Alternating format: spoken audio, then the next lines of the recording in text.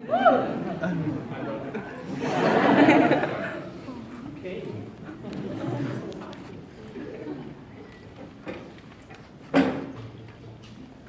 They said I needed notes, but that's okay, because I don't really trust my memory right now.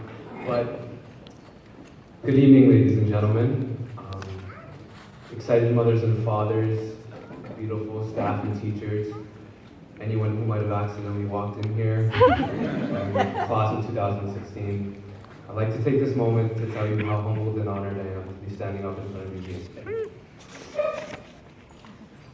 I really hope I don't forget what I wrote down on this sheet, because that would be terrible, and I'm not too good at improv, so we'll see how it goes. In the process of putting together this address, I did a lot of reading, a lot of listening, and hopefully some understanding. I've read possibly every inspirational quote the internet has to offer, watched every video titled Best Valedictorian Speech Will Change Your Life on YouTube.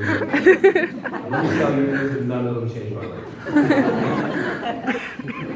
What I gathered from my hours of relentless search for inspiration was the one simple fact that those who have delivered the greatest speeches of all time didn't spend hours on the internet looking for inspiration. It was then when I realized I shouldn't be spending my entire summer on bradyquotes.com looking for something some great person once said. I mean, quotes are powerful and they're memorable, and they come in handy when you need a hook for a grade 9 English essay. But they aren't original, and I want to be original.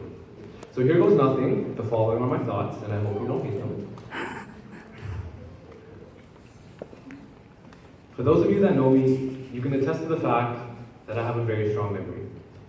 And one of the things I remember from the earliest parts of my childhood is that I loved storytelling. I can still remember staring up at my grade 1 teacher, Mr. Flower, while he read us the Lorax 13 years ago. Now, I'm pretty terrible at telling stories, but that's what I like to do today, and I'd like to tell you about a significant change in my life, because it's how I learned some of the most valuable lessons that I carry with me today. So as I reflect on my journey to this moment, standing up in front of you here today as your valedictorian, I realized that for myself, high school is separated into two chapters. In the first 2 years of high school, I was arrogant, I was narcissistic, and I lived my life with a sense of entitlement. I'm not proud of who I wasn't a good person, but I'm not afraid to admit that. And if I'd continued on that path, I would not be standing up in front of you here today. However, I believe that within every individual's life, there are certain defining moments that change the course of their foreseeable future. Mine came in the summer following grade 10.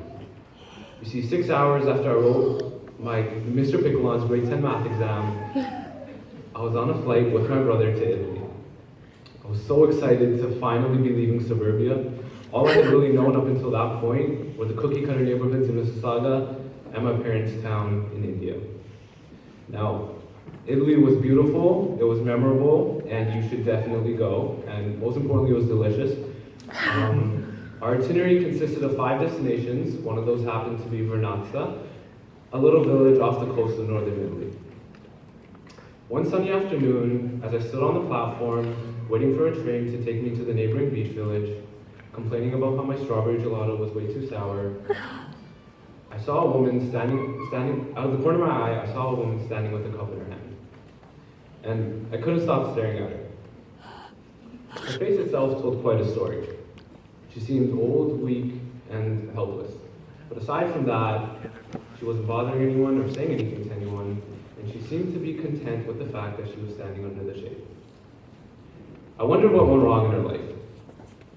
I mean, I bet her and I weren't that different at one point in time. She probably had dreams and aspirations just like I do. She probably wanted to be happy and live a normal life just like I do. But even though we're both on this earth, even though we're both standing 10 feet away from each other, we live in 2 extremely different universes. As I continued to stare at her, I began to tear up out in the open. At that exact moment, I had these extremely vivid flashes of all the men, women, and children I had walked by here in Toronto, there in Italy, and back home in India. And I felt terrible. Not because I didn't help these people, because there's very little I could have possibly done, but rather I teared up because in the eyes of these people, I was living a life that they could only dream of, a life that they could never possibly have.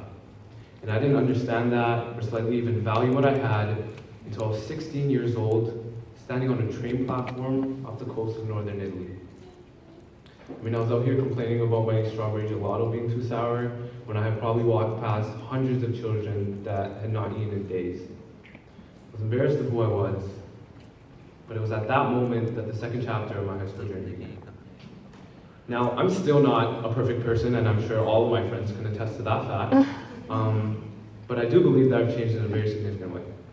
You see, before my trip, I had this never-ending desire of always wanting more, and it left me never satisfied with what I had, kind of like the once learned from the Lord. But after the trip, I began focusing on the things that I had been fortunate enough to have been blessed with, and that has made all the difference. My father told me when I was very young that if I tried to count all the blessings I had in this world, I would run out of numbers, and I'm now learning that that's true.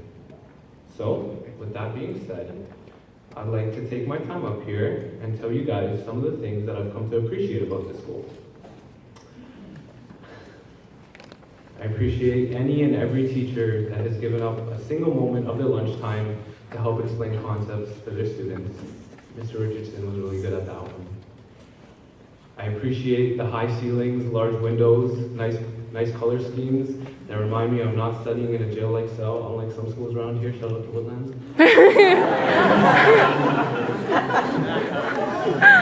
I appreciate the fact that I've never, ever felt like an outsider in this school. I appreciate the fact that we reside a simple 3-minute walk from the infamous Sizzles and the 5-minute special.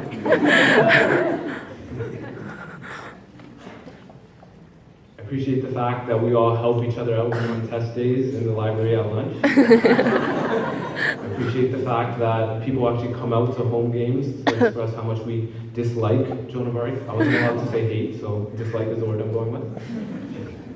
I appreciate staff members like Mike, who was always smiling, shaking our hands, giving us hugs, telling us to dream big.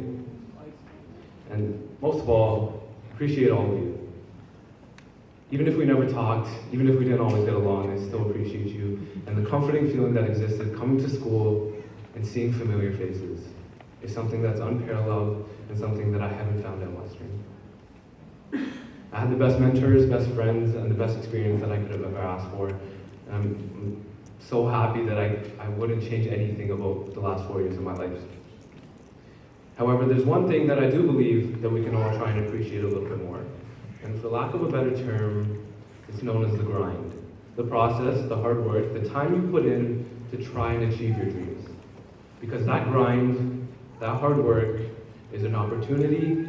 That opportunity is a privilege that most of the world doesn't have. There are so many people in the world that would do anything to be sitting in your chair right now or standing where I am. So you and I, we have no excuse not to capitalize on our potential. You and I, we have no excuse not to cherish the grind, not to cherish the privilege that we have.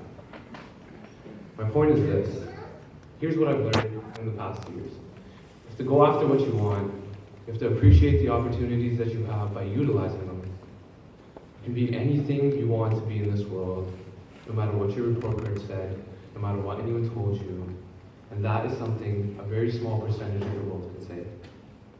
And as much as it hurts me to say something cliche, I genuinely believe that we have a blank canvas in front of us, and we get to determine what goes on there. And that's why we're privileged. That's what the old woman taught me 2 years ago. I'll never forget that sunny afternoon. I'll never forget that look on that woman's face. Dream big because you can. Appreciate the little blessings around you because they may not always be there. And when it's all said and done, I hope that you're happy with the life that you lived because you saw the beauty in the little things around you. Move Mountains, class of 2016.